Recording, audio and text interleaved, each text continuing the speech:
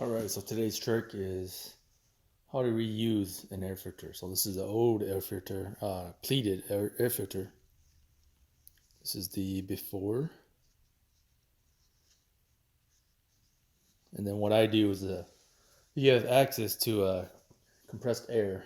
Yeah, you want to just blow it out. What I do is I blow the inside out first, followed by the outside.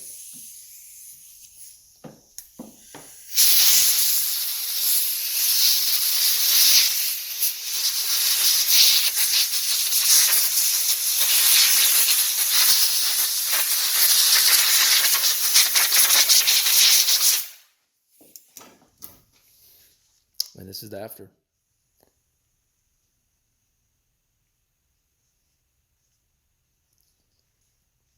This also works for the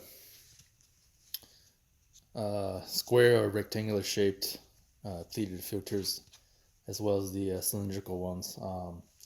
The foam filters are a little harder to clean with compressed air. Usually those usually have to trash them and replace them.